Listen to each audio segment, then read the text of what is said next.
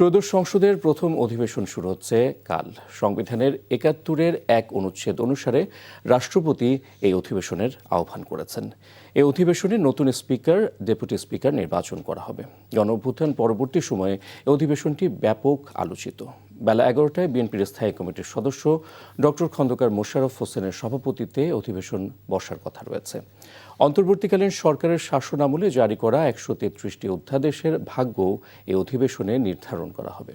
সংবিধান অনুযায়ী সংসদের প্রথম অধিবেশন শুরুর ৩০ কার্যদিবসের মধ্যে অধ্যাদেশগুলো আইনে পরিণত করার বাধ্যবাধকতা রয়েছে।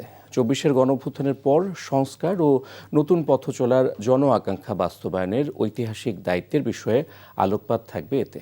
সংবিধান সংস্কার পরিষদ গঠন, গণভোটের বাস্তবায়নে তুমুল আলোচনা হতে পারে বলেও ধারণা করছে অনেকে।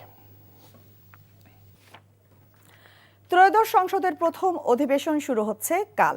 এ লক্ষ্যে ক্ষমতাসীন দল বিএনপির সংসদীয় দলের বৈঠক অনুষ্ঠিত হয়েছে। সভায় সভাপতিত্ব করেন সংসদ নেতা প্রধানমন্ত্রী তারেক রহমান। নতুন সংসদের প্রথম অধিবেশন শুরুর আগের দিন হলো এই বৈঠক। সকালে জাতীয় সংসদ ভবনের সরকার দলীয় সভাকক্ষে এই সভা অনুষ্ঠিত হয়। বৃহস্পতিবার শুরু হতে যাওয়া সংসদ অধিবেশন নিয়ে এতে আলোচনা হয়। এর আগে ত্রয়োদশ জাতীয় সংসদের প্রথম অধিবেশন আহ্বান করেন রাষ্ট্রপতি মোহাম্মদ শাহাবুদ্দিন। সে অনুযায়ী আগামীকাল বেলা ১১টায় জাতীয় সংসদ ভবনের সংসদ কক্ষে শুরু হবে নতুন সংসদের প্রথম অধিবেশন। সাধারণত জাতীয় সংসদের প্রথম অধিবেশন দীর্ঘ হয়। এই অধিবেশন কতদিন চলবে তা এখনও চূড়ান্ত হয়নি। জাতীয় সংসদের কার্য উপদেষ্টা কমিটি গঠনের পর কমিটির বৈঠকে প্রথম অধিবেশনের সময়কাল ঠিক হবে। এদিকে বৈঠক শেষে স্বরাষ্ট্রমন্ত্রী সালাউদ্দিন আহমেদ জানান, আগামীকাল স্পিকার ও ডেপুটি স্পিকার নির্বাচিত হবে। সংসদ নেতা মাননীয় প্রধানমন্ত্রী প্রারম্ভিক স্বাগত বক্তব্যের মধ্য দিয়ে অধিবেশনের সভাপতি কে হবেন, যেহেতু স্পিকার এবং ডেপুটি স্পিকার আজ পর্যন্ত আমাদের জানা মতে অ্যাভেলেবেল হয় নাই, সেই জন্য কে সভাপতিত্ব করবেন ইত্যাদি বিধি মোতাবেক তিনি উপস্থাপন করবেন, আহ্বান করবেন একজনকে সভাপতিত্ব করার জন্য, এবং তার সভাপতিত্বে স্পিকার এবং ডেপুটি স্পিকার নির্বাচিত হবেন। তার পরবর্তীতে সংসদের বিধি মোতাবেক যে সমস্ত স্পিকার এবং ডেপুটি স্পিকারকে শপথ গ্রহণ করাবেন রাষ্ট্রপতি। জাতীয় সংসদ অধিবেশন বসুক, তারপরে জনপ্রত্যাশা নিয়ে আমরা কথা বলবো এবং শহীদের আকাঙ্ক্ষা পূরণের জন্য আমরা কথা বলবো, এবং সমস্ত কিছু জুলাই জাতীয় সনদে যা কিছু আমরা সম্মত হয়েছি সব কিছু আমরা ধারণ করবো ইনশাআল্লাহ। সংবিধান সংস্কার পরিষদের শপথ নেয়া সহ অন্যান্য বিষয়ে আলোচনা সাপেক্ষে ডেপুটি স্পিকার পদ নিয়ে জামায়াত চূড়ান্ত সিদ্ধান্ত নেবে বলে জানিয়েছেন দলটির সেক্রেটারি জেনারেল মিয়া গোলাম পারওয়ার। জাতীয় সংসদে বিরোধী দলীয় সংসদ সদস্যদের বৈঠকের পর এ কথা জানান তিনি। এ সময় বিরোধী দলীয় চিফ হুইপ নাহিদ ইসলাম বলেন, সরকারি দলের প্রতি সংবিধান সংস্কার পরিষদের শপথ নেয়ার দাবি জানিয়েছেন তারা। রাষ্ট্রপতি মোহাম্মদ শাহাবুদ্দিনের প্রথম অধিবেশনে বক্তব্য দেওয়ার যৌক্তিকতা নেই বলে মন্তব্য করেন বিরোধী দলীয় উপনেতা সৈয়দ আবদুল্লাহ মোহাম্মদ তাহের। প্রথম অধিবেশনে বিরোধী দলের অবস্থান কি হবে সে বিষয়ে এখনও আলোচনা চলছে বলে জানিয়েছেন শীর্ষ নেতারা। রাষ্ট্রপতির ভাষণ দেওয়ার কোনো অধিকার নাই। স্বৈরাচারের দোসর বিএনপি কেন যে তাকে দিয়ে সব ভাষণ দেওয়াচ্ছে এটা আমাদের কাছে পরিষ্কার নয়। তো এই বিষয়ে আমরা কিছু সিদ্ধান্ত নিয়েছি, সেটা আপনারা কালকে জানবেন। এটা তো জুলাই চার্টারের সাথে জড়িত। আমরা শুরু হলে আমরা জুলাই সনদ সম্পর্কে আমাদের এমপিরা কথা বলবেন। আমাদের মাননীয় বিরোধী দলীয় নেতা আছেন, উনি কি দায়িত্ব পালন করবেন এটা তো আমরা আগেই বলেছি। প্রসঙ্গ এখনই প্রাসঙ্গিক নয়। সেশন শুরু হবে, জুলাই চার্টার নিয়ে আলোচনা হবে, সংস্কার নিয়ে আলোচনা হবে, সংবিধান সংস্কার পরিষদ নিয়ে আলোচনা হবে, then leader of the opposition will decide. রাষ্ট্রপতির ভাষণের একটা বিষয় আছে, সেই বিষয়ে বিরোধী দলের ভূমিকা কি থাকবে, এবং আমরা যেটা বলে এসেছি যে সংবিধান সংস্কার পরিষদ শপথ যেহেতু আমরা নিয়েছি সংবিধান সংস্কার পরিষদের সদস্য হিসেবে, সরকারি দল নেয়নি, আমাদের একটা দাবি আছে যাতে সংবিধান সংস্কার পরিষদের শপথ নেওয়া এবং এই সংসদটাকে সংবিধান সংস্কার পরিষদ হিসেবে কার্যকর করা। চট্টগ্রামে থানা থেকে লুট হওয়া অস্ত্রসহ 3 সন্ত্রাসীকে গ্রেপ্তার করেছে পুলিশ। গ্রেপ্তারকৃতরা বিদেশে পলাতক সন্ত্রাসী সাজ্জাদ আলী ওরফে বড় সাজ্জাদের সহযোগী। গ্রেপ্তারকৃতরা হলো আব্দুল কাইয়ুম চৌধুরী ওরফে ইমন, মোহাম্মদ মনির ও মোহাম্মদ সাইম। এর মধ্যে মনির ও সাইমের বিরুদ্ধে 10টি করে মামলা রয়েছে। গতরাতে সংবাদ সম্মেলনে পুলিশের অতিরিক্ত কমিশনার ওয়াহিদুল হক চৌধুরী জানান, গত 28 ফেব্রুয়ারি নগরের চন্দনপুরা এলাকায় স্মার্ট গ্রুপের চেয়ারম্যান মোস্তাফিজুর রহমান চৌধুরীর বাসায় গুলি করে সন্ত্রাসীরা। এই ঘটনায় উদ্ধার করা 3টি অস্ত্র ব্যবহার করা হয়েছিল বলে গ্রেপ্তার 3 জন প্রাথমিক জিজ্ঞাসাবাদে স্বীকার করেছেন। দুর্নীতি দমন কমিশনের করা মামলায় জামিন পেয়েছেন সাংবাদিক আনিস আলমগীর। দুপুরে মহানগর দায়রা জজ মোহাম্মদ সাব্বির ফয়েজ দীর্ঘ শুনানির পর তার জামিন মঞ্জুর করেন। এ পর্যন্ত আনিস আলমগীর তার নামে করা 2টি মামলায় জামিন পেয়েছেন। এতে তার কারামুক্তিতে আর কোনো আইনগত বাধা নেই বলে জানিয়েছেন তার আইনজীবী তাসলিমা জাহান। সন্ত্রাস বিরোধী আইনের মামলায় গত 5 মার্চ আনিস আলমগীরকে জামিন দেয় উচ্চ আদালত। তবে দুদকের মামলা থাকায় মুক্তি পাননি তিনি। গত বছরের 14 ডিসেম্বর তাকে আটক করে ঢাকা মহানগর পুলিশের গোয়েন্দা বিভাগ। টানা 2 দফা কমার পর 24 ঘন্টার ব্যবধানে আরেক দফা বেড়েছে স্বর্ণের দাম। এবার ভরিতে ৩,২৬৬ টাকা বাড়িয়ে নতুন দাম নির্ধারণ করেছে বাংলাদেশ জুয়েলার্স অ্যাসোসিয়েশন বাজুস। এক বিজ্ঞপ্তিতে এ তথ্য জানায় বাজুস। এতে 22 ক্যারেটের 1 ভরি স্বর্ণের দাম 2,68,214 টাকা ধরা হয়েছে। নতুন এ দাম আজ বুধবার কার্যকর হবে। বাজুস জানিয়েছে, স্থানীয় বাজারে তেজাবি স্বর্ণ বা পিওর গোল্ডের মূল্য বেড়েছে। ফলে সার্বিক পরিস্থিতি বিবেচনায় স্বর্ণের নতুন দাম নির্ধারণ করা হয়েছে। জাতীয় সংসদের অধিবেশনে সরকারের যৌক্তিক সিদ্ধান্তগুলোতে সম্মতি জানাবে বিরোধী দল জামাতে ইসলামী।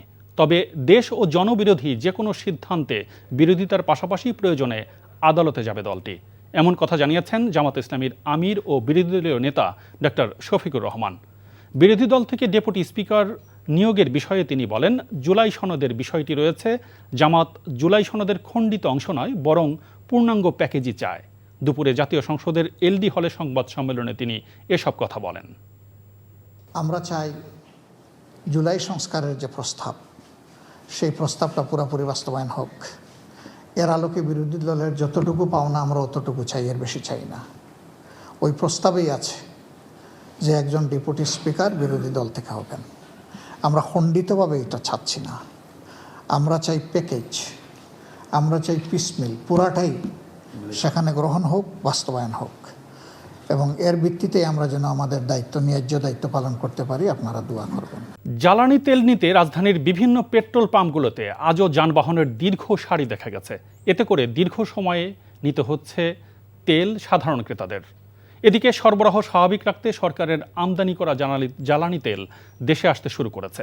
চট্টগ্রাম বন্দরের বিদেশ থেকে আসা বেশ কয়েকটি জাহাজ থেকেও তেল খালাস অব্যাহত রয়েছে।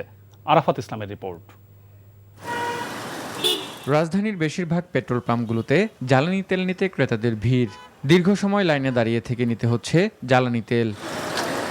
এদিকে ভারত থেকে আমদানি করা 5,000 মেট্রিক টন ডিজেল পাইপলাইনের মাধ্যমে দেশে আসা শুরু হয়েছে। বাংলাদেশ ভারত মৈত্রী পাইপলাইনের মাধ্যমে এই ডিজেল দিনাজপুরের পার্বতীপুর ডিপুতে আসছে। দেশে জ্বালানির সংকট হবে না জানিয়ে চট্টগ্রাম বন্দর কর্তৃপক্ষ বলছে, বিদেশ থেকে আমদানি করা জ্বালানি তেল বন্দর ও বহির্নোঙরে জাহাজ থেকে খালাস চলমান রয়েছে। এই মুহূর্তে আমাদের বাড়তে একটি জাহাজ তেল খালাস করছে। পাশাপাশি আপনারা তো ইতিমধ্যে অবগত আছেন যে হরমুজ থেকে আমাদের বাংলাদেশের জাহাজগুলো কোনো ধরনের বাধা ছাড়াই আসবে বলে আমরা আশ্বাস পেয়েছি। আরাফাত ইসলাম, এনটিভি নিউজ, ঢাকা। চট্টগ্রামে অর্থ আত্মসাৎ ও টাকা পাচারের অভিযোগে দায়ের করা একটি মামলায় সাবেক মন্ত্রী সাইফুজ্জামান চৌধুরী জাবেদ সহ 36 জনের বিচার শুরু হয়েছে। একই মামলায় সাইফুজ্জামান চৌধুরীর স্ত্রী রুকমিলা জামান ও ভাই আসিফুজ্জামান চৌধুরীও আসামি রয়েছেন। সকালে চট্টগ্রামের বিশেষ জজ আদালতের বিচারক মিজানুর রহমান খান আসামিদের বিরুদ্ধে অভিযোগ গঠনের নির্দেশ দেন। এই মামলায় সাক্ষ্য গ্রহণের তারিখ নির্ধারণ করা হয়েছে 5 এপ্রিল।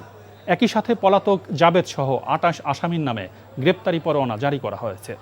এই মামলায় কারাগারে রয়েছেন 8 জন। ইউনাইটেড কমার্শিয়াল ব্যাংক থেকে ঋণের নামে 25 কোটি টাকা লোপাট এবং সেই টাকা বিদেশে পাচারের অভিযোগে দুর্নীতি দমন কমিশন গত বছর 24 জুলাই মামলাটি দায়ের করে। সাবেক মন্ত্রী জাবেদের বিরুদ্ধে এই প্রথম কোনো দুর্নীতি মামলার বিচার শুরু হলো।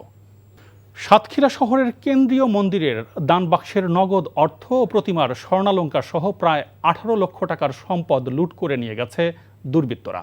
মন্দির কর্তৃপক্ষ জানান, বুধবার গভীর রাতে মন্দিরের একাধিক কক্ষের তালা কেটে আনুমানিক প্রায় 18 লক্ষ টাকার সম্পদ চুরি করে নিয়ে যায়। মন্দিরের কর্মকর্তা অসীম দাস সোনা বলেন, মন্দিরের সিসিটিভি ফুটেজে কিছু তথ্য পাওয়া গেছে।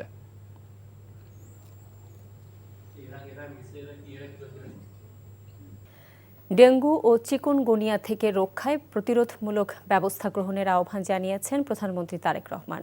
ভিডিও বার্তায় এই আহ্বান জানিয়ে তিনি বলেন, 14 মার্চ থেকে শুরু হবে পরিচ্ছন্নতা অভিযান। ডেঙ্গু প্রতিরোধে সচেতনতা এবং পরিষ্কার পরিচ্ছন্নতাই সবচেয়ে কার্যকর উপায়। এরই পরিপ্রেক্ষিতে আসন্ন বর্ষা মৌসুমের আগে থেকেই সরকার 14 মার্চ শনিবার থেকে প্রতি সপ্তাহে সারা দেশে পরিচ্ছন্নতা অভিযান শুরু করতে যাচ্ছে। এই পরিচ্ছন্নতা অভিযানে স্থানীয় প্রশাসন কার্যকরী উদ্যোগ গ্রহণ করছে। এর পাশাপাশি প্রতিটি এলাকার জাতীয় সংসদ সদস্যগণ, সর্বস্তরের জনপ্রতিনিধিদের গণের প্রতি আমার আহ্বান, জনগণকে সঙ্গে নিয়ে প্রতি সপ্তাহের শনিবার আপনারা যার যার এলাকার নিজ নিজ বসত বাড়ি এবং আশেপাশের এলাকায় পরিচ্ছন্নতা অভিযান পরিচালনা করুন। সংসদে জনকল্যাণে নেয়া সরকারের সব সিদ্ধান্তে সাধুবাদ জানাবে বিরোধী দল। তবে দেশের স্বার্থবিরোধী যে কোনো পদক্ষেপের বিরুদ্ধে থাকবে সোচ্চার। দুপুরে বিরোধী দলের সংসদ সদস্যদের সভা শেষে সংবাদ সম্মেলনে এসব কথা জানান জামায়াত ইসলামের আমির ও সংসদে বিরোধী দলীয় নেতা ডক্টর শফিকুর রহমান। তিনি বলেন, ডেপুটি স্পিকার বিরোধী দল থেকে নির্বাচনে সরকারের আহ্বান ভেবেচিন্তে সাড়া দেবে দলটি। সেলিম মালিকের রিপোর্ট। জাতীয় সংসদ ভবনের বিরোধী দলীয় নেতার সভাকক্ষে বৈঠক করেন দলের সংসদ সদস্যরা। এতে সভাপতিত্ব করেন জামাতের আমির ও বিরোধী দলীয় নেতা ডাক্তার শফিকুর রহমান। সভায় ত্রয়োদশ সংসদের প্রথম অধিবেশনে স্পিকার, ডেপুটি স্পিকার নির্বাচন ও রাষ্ট্রপতির ভাষণের উপর বিরোধী দলের অবস্থান কি হবে সেসব নিয়ে আলোচনা হয়েছে বলে জানান বিরোধী দলীয় চিফ হুইপ নাহিদ ইসলাম। রাষ্ট্রপতির ভাষণের একটা বিষয় আছে, সেই বিষয়ে বিরোধী দলের ভূমিকা কি থাকবে, এবং আমরা যেটা বলে এসেছি যে সংবিধান সংস্কার পরিষদ শপথ যেহেতু আমরা নিয়েছি সংবিধান সংস্কার পরিষদের সদস্য হিসেবে, সরকারি দল নেয়নি, আমাদের একটা দাবি আছে যাতে সংবিধান সংস্কার পরিষদের শপথ নেওয়া এবং এই সংসদটাকে সংবিধান সংস্কার পরিষদ হিসেবে কার্যকর করা। তো সেই বিষয়ে আমাদের আগামীকালকে ভূমিকা কি থাকবে। পরে সংসদের এলডি হলে সংবাদ সম্মেলন করেন বিরোধী দলীয় নেতা ডাক্তার শফিকুর রহমান। তিনি জানান, সরকারের যৌক্তিক সিদ্ধান্তে সমর্থন দেবে বিরোধী দল, তবে জনবিরোধী কোনো পদক্ষেপ নিলে তার প্রতিবাদও করবে তারা। সরকারি দলের গৃহীত সকল সিদ্ধান্ত এবং পদক্ষেপে আমাদের সমর্থন থাকবে, সহযোগিতা থাকবে। কিন্তু দেশ এবং জাতির ক্ষতি হয় এমন কোনো সিদ্ধান্ত কিংবা পদক্ষেপ নিলে আমরা আমাদের দায়িত্ব সেভাবেই পালন করব। প্রথমে আমরা ভুল করলে ভুল ধরিয়ে দেব, সংশোধনের সুযোগ দেব, পরামর্শ দিব। যদি দেখি পরামর্শে কাজ হচ্ছে না, প্রতিবাদ করব। প্রতিবাদে যদি কাজ না হয় তাহলে জনগণের অধিকারের পক্ষে আমরা শক্ত হয়ে দাঁড়াবো। বিরোধী দল থেকে ডেপুটি স্পিকার নির্বাচনের বিষয়ে তিনি বলেন, জুলাই আকাঙ্ক্ষার আলোকে সব সিদ্ধান্ত নেবে বিরোধী দল। আমরা চাই জুলাই সংস্কারের যে প্রস্তাব, সেই প্রস্তাবটা পুরোপুরি বাস্তবায়ন হোক। এর আলোকে বিরোধী দলের যতটুকু পাওনা আমরা অতটুকু চাই, এর বেশি চাই না। ওই প্রস্তাবেই আছে যে একজন ডেপুটি স্পিকার বিরোধী দল থেকে হবেন। আমরা খণ্ডিতভাবে এটা চাচ্ছি না, আমরা চাই প্যাকেজ, আমরা চাই পিসমিল, পুরাটাই সেখানে গ্রহণ হোক, বাস্তবায়ন হোক, এবং এর ভিত্তিতে আমরা যেন আমাদের দায়িত্ব, ন্যায্য দায়িত্ব পালন করতে পারি। আপনারা দোয়া করবেন। জুলাইকে ধারণ করে সরকারি দলের সংসদ সদস্যদের সংবিধান সংস্কার পরিষদের শপথ নেওয়ার আহ্বান জানান ডাক্তার শফিকুর রহমান। দেশ এবং জাতি। সেলিম মালিক, এনটিভি নিউজ, ঢাকা। সাংবাদিকদের উপর আর যেন কেউ ফ্যাসিস্ট হয়ে উঠতে না পারে সে ব্যাপারে সবাইকে সতর্ক থাকার আহ্বান জানিয়েছেন বিএনপি মহাসচিব মির্জা ফখরুল ইসলাম আলমগীর। জাতীয় প্রেস ক্লাবে বাংলাদেশ ফেডারেল সাংবাদিক ইউনিয়ন ও ঢাকা সাংবাদিক ইউনিয়ন আয়োজিত ইফতার মাহফিলে এই আহ্বান জানান তিনি। সংসদের প্রথম অধিবেশনের মধ্য দিয়ে গণতন্ত্রকে প্রাতিষ্ঠানিক রূপ দেওয়ার কাজ শুরু করার প্রত্যাশা জানান মির্জা ফখরুল। তিনি বলেন, রাষ্ট্রের সব প্রতিষ্ঠানের লক্ষ্য হওয়া উচিত মুক্ত গণমাধ্যম প্রতিষ্ঠা। তথ্যমন্ত্রী, সমাজ কল্যাণ মন্ত্রী ও জামায়াতে ইসলামী সহ বিভিন্ন রাজনৈতিক দল এবং সাংবাদিক নেতারা এতে অংশ নেন। বিশেষ অতিথিবৃন্দ,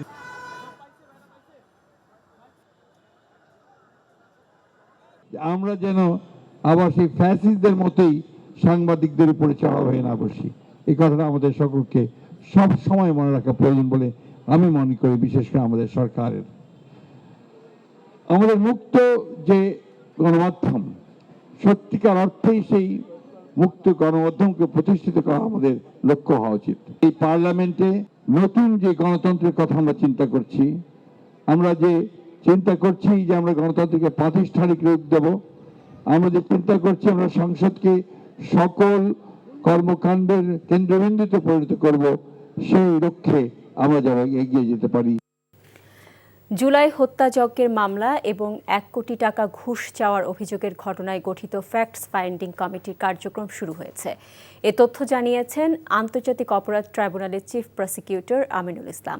এর আগে মঙ্গলবার আন্তর্জাতিক অপরাধ ট্রাইব্যুনালের সদ্য পদত্যাগ করা প্রসিকিউটর সাইমুম রেজা তালুকদারের বিরুদ্ধে খালাসের বিনিময়ে 1 কোটি টাকা ঘুষ চাওয়ার অভিযোগ তদন্তে 5 সদস্যের একটি কমিটি গঠন করা হয়। চিফ প্রসিকিউটর আমিনুল ইসলামের নেতৃত্বে গঠিত এ কমিটির অন্য সদস্যরা হলেন প্রসিকিউটর আব্দুস সোবহান তরফদার, নতুন নিয়োগ পাওয়া প্রসিকিউটর মার্জিনা রহমান মদিনা, মোহাম্মদ জহিরুল আমিন এবং ট্রাইব্যুনালের ল রিসার্চ অফিসার সিফাতুল্লাহ। প্রসিকিউশনের পক্ষ থেকে জানানো হয়েছে, পুনর্গঠিত আন্তর্জাতিক অপরাধ ট্রাইব্যুনালের তদন্ত ও প্রসিকিউশনের বিভিন্ন বিষয় খতিয়ে দেখতে এই ফ্যাক্টস ফাইন্ডিং কমিটি কাজ করবে। পাশাপাশি সদ্য পদত্যাগ করা প্রসিকিউটর সাইমুম রেজা তালুকদারের বিরুদ্ধে ওঠা ঘুষ চাওয়ার অভিযোগও তদন্ত করা হবে। আমাদের এই ফ্যাক্টস ফাইন্ডিং কমিটির মূল বিষয়বস্তু হচ্ছে আমাদের প্রসিকিউশন টিমের কোনো সদস্য বা সংশ্লিষ্ট কোনো ব্যক্তিবর্গ যদি কোনো অনৈতিক কর্মকাণ্ডের সাথে জড়িত থাকেন, সেই বিষয়টি আমরা তথ্য উদ্ঘাটন করব। যদি তাদের বিরুদ্ধে সাবস্টেন্টিভ কোনো অভিযোগ পাওয়া যায়, তাহলে তাদের বিরুদ্ধে, সংশ্লিষ্টদের বিরুদ্ধে আমরা যথাযথ আইনগত ব্যবস্থা নেব। ঈদযাত্রায় নিরাপত্তা ও ট্রাফিক জ্যাম কমানোর জন্য পুলিশ ব্যাপক প্রস্তুতি নিয়েছে বলে জানিয়েছেন ডিএমপি কমিশনার মোহাম্মদ সরোয়ার। তিনি বলেছেন, অতিরিক্ত ভাড়া নেওয়া বন্ধে বিভিন্ন সংস্থার ম্যাজিস্ট্রেট মাঠে কাজ করবে। BRTA, 2 city corporation, DMP, BIWTA বা অন্যান্য বিআরটিসি সবার ম্যাজিস্ট্রেট মোতায়েন থাকবে। দুপুরে ঈদযাত্রা নির্বিঘ্ন ও চাঁদামুক্ত করতে মহাখালী বাস টার্মিনালে মালিক শ্রমিক মত বিনিময় সভায় তিনি একথা বলেন। তিনি বলেন, যত্রতত্র দাঁড়িয়ে 1-2 যাত্রী উঠিয়ে 8-10 কিলোমিটার জ্যাম করবেন না। এমন করলে সেসব যানবাহনগুলোর বিরুদ্ধে ব্যবস্থা নেওয়া হবে। ট্রাফিক জ্যাম করে এরকম কারণে মোটরযান আইন ভঙ্গ করলে কঠোর ব্যবস্থা নেওয়া হবে। দেশের সকল টিভি চ্যানেল, কেবল অপারেটরস এবং সম্প্রচার মাধ্যমে সংশ্লিষ্ট সকলের উপস্থিতিতে দ্বিতীয়বারের মতো হতে যাচ্ছে আন্তর্জাতিক মানের ICBC এক্সপো 2026। দুপুরে গুলশান 1 অল কমিউনিটি ক্লাবে আয়োজিত সংবাদ সম্মেলনে এ ঘোষণা দেন কেবল অপারেটরস অ্যাসোসিয়েশন অফ বাংলাদেশ, কোয়াবের সভাপতি সাইফুল হোসেন। তিনি বলেন, কোয়াবের উদ্যোগে আগামী 7, 8 ও 9 মে ঢাকার বসুন্ধরা কনভেনশন সেন্টারে অনুষ্ঠিত হবে এই মেলা, যেখানে দেশি ও আন্তর্জাতিক প্রযুক্তি প্রতিষ্ঠান এবং সংশ্লিষ্ট অংশীদারদের একটি প্ল্যাটফর্ম উন্নত প্রযুক্তি, নতুন উদ্ভাবন নিয়ে নীতি নির্ধারকদের সাথে আলোচনা হবে। ডিজিটাল সম্প্রচারের ভবিষ্যৎ, কেবল ও স্যাটেলাইট টেলিভিশন, ওটিটি প্ল্যাটফর্মের ভবিষ্যৎ নিয়েও আলোচনা হবে। দেশীয় বিভিন্ন চ্যানেলের মান উন্নয়ন ও দেশ বিদেশের প্রতিষ্ঠানের সাথে নেটওয়ার্কিং, বিনিয়োগের সুযোগ ও প্রযুক্তি সম্পর্কে জানার সুযোগ তৈরি হবে এখানে। গত বছর সফলভাবে এক্সপোর পর দ্বিতীয়বারের মতো এই আয়োজন বলে জানান উদ্যোক্তারা। বসুন্ধরা ICCB যে এক্সপো এরিয়া আছেন সেখানে আমরা আবার দ্বিতীয়বারের মতো আইসিবিসি এক্সপো 2026 আয়োজন করতে যাচ্ছি। আগামী 7, 8, 9 মে দ্বিতীয়বারের মতো আইসিবিসি এক্সপো 2026 আয়োজন করতে যাচ্ছি, সেটা ব্যাপকভাবে তুলে ধরা। আন্তর্জাতিক নারী দিবস উপলক্ষে ঢাকা স্টক এক্সচেঞ্জ, ডিএসই এবং ইন্টারন্যাশনাল ফাইন্যান্স কর্পোরেশন আইএফসির যৌথ উদ্যোগে ring the bell for gender equality শীর্ষক সেমিনার অনুষ্ঠিত হয়েছে। সকালে রাজধানীর নিকুঞ্জে ডিএসই টাওয়ারে আয়োজিত সেমিনারে নারীদের লিঙ্গভিত্তিক সমতা, নারীর ক্ষমতায়ন ও কর্মক্ষেত্রে নারীর অংশগ্রহণ নিয়ে বক্তারা বলেন, প্রতিটি ক্ষেত্রে জেন্ডার ইকুয়ালিটি বাস্তবায়নের জন্য নারীদের জন্য সমান সুযোগ নিশ্চিত করতে হবে। কর্মক্ষেত্রে নারীদের অংশগ্রহণ বাড়াতে তাদের ক্ষমতায়নের বিকল্প নেই উল্লেখ করেন তারা। ব্যবসা ও টেকসই উন্নয়নের জন্য জেন্ডার ইকুয়ালিটির গুরুত্ব সম্পর্কে সচেতনতা বৃদ্ধি এই অনুষ্ঠানের মূল লক্ষ্য।